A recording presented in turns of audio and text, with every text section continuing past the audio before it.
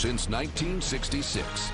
This is NBC4's News Conference with Conan Nolan, Southern California's longest-running public affairs program.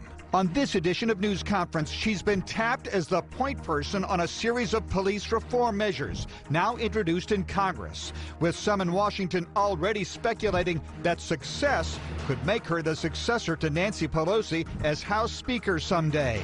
We talk with LA Congresswoman Karen Bass, chair of the Congressional Black Caucus. Can she fashion bipartisan support for police reform? Will she compromise with Senate Republicans? And why not wait until after November, when potentially there could be a change in administration? The California Senate is now considering a measure that would send to voters a repeal of Prop 209, which banned the use of affirmative action in admission to the CSU and UC system and public contracts. We talk with State Senator Steve Bradford. And lawmakers are also considering changes to the Peace Officers' Bill of Rights, which some argue protects bad cops, with police unions saying it's all about fairness to those who wear the uniform and the badge. We talk with Danny Bakewell, founder of the Brotherhood Crusade, and leading police attorney Mike Raines.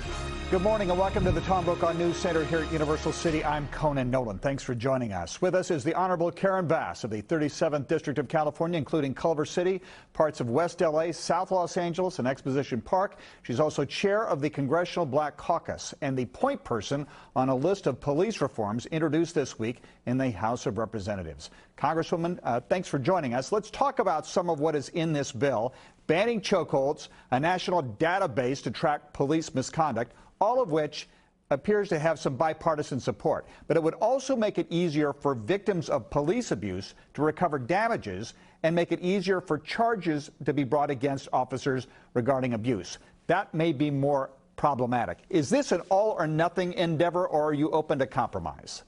Well, you know, I mean, to have a big piece of legislation done, we always know that at the end of the day, there are going to be some compromises. But I do think that there are some key features of this bill that are super important if we're really going to make a qualitative change. And one of the things that I don't want to see happen, and neither does Speaker Pelosi, is to just do changes around the edges. So there's a couple of other provisions, too, that make it easier to prosecute a police officer, that changes the standard. Because right now, it's basically based on whether or not an individual officer, if he had it in his mind to murder, as opposed to whether or not he was reckless in his intent. And so some of the things that need to be changed structurally, we believe will make a real dent. If an officer feels that they can essentially kill someone with impunity, then what will stop the next incident? But the training and the database are critically important. Tamir Rice would have graduated high school this month. He was 12 years old when he was killed by an officer that had been fired by a department just a few miles over. Breonna Taylor would be alive today if we banned no-knock warrants based on drugs. And then obviously George Floyd and Eric Gardner would be alive if chokeholds were banned. I was impressed at the hearing because my Republican colleagues really didn't spend time attacking the bill.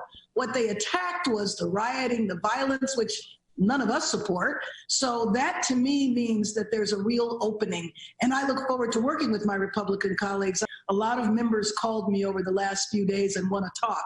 And I'm very encouraged by that. You appreciate the pushback you're already getting from police unions on this?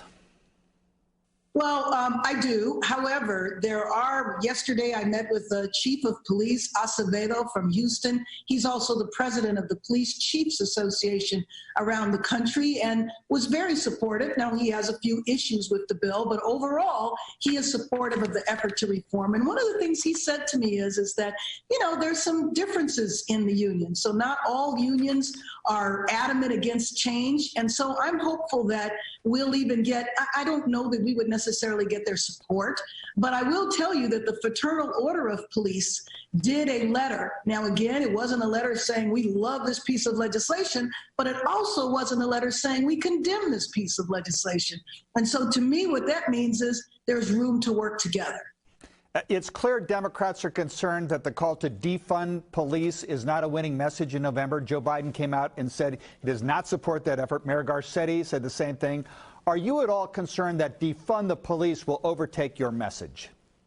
No, I actually do not believe it will overtake our message. But let me just tell you what I do think, because I'm on record saying that I don't support defunding.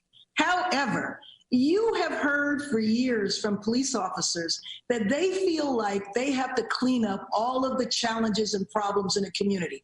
Our police officers in the LAPD say they're not social workers. They should not be responsible for dealing with homelessness. They should not be responsible for dealing with mental illness. What has happened in our society is that because we have refused to invest in communities, then communities have problems that then we leave to the police. And that is not fair to them.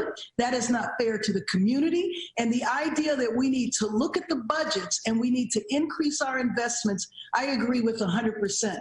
We have that debate nationally all the time over the defense budget, and I see it the same way. We have no problem pouring as much money as we need into the military, but yet we are going to haggle over a $400 payment for food stamps. And so the priorities in our country have been off balance for years. I've worked on that imbalance for a number of years, and I agree with that. And so once we have introduced this bill and it's passed the House, the Congressional Black Caucus is introducing a massive piece of legislation called Jobs and Justice. And that's going to deal with all of the other root causes of challenges in communities. If we don't invest in communities, then we leave it to the police. And I think that's wrong. I think it's time to rethink that, and I'm completely on board with that. Before you go, I have to ask you, Politico this week reported that there's now talk in Washington about you becoming the next Speaker of the House, that you have the skill set from your experience as Speaker of the California State Assembly. You have relationships across the aisle. You were seatmates with House Leader Kevin McCarthy, your Minority Leader, when you were both in Sacramento. I'm curious what you think of all of that. Well, I mean, I'm certainly complimented by it all, but I am so honored to serve with Madam Speaker Nancy Pelosi right now. And as far as I know, she's not going anywhere. And I'm happy about that. So, you know, I'm complimented, but I'm doing just fine. I have 3 big jobs right now: chairing the Congressional Black Caucus, chairing the subcommittee on Africa, and chairing the subcommittee on crime. And she has given me this big responsibility to get this piece of legislation across the finish line. Congresswoman Karen Bass of Los Angeles, chair of the Congressional Black Caucus, thanks for taking the time. You're welcome. Thanks for having me on. Up next, the debate over the Peace Officers' Bill of Rights when we return.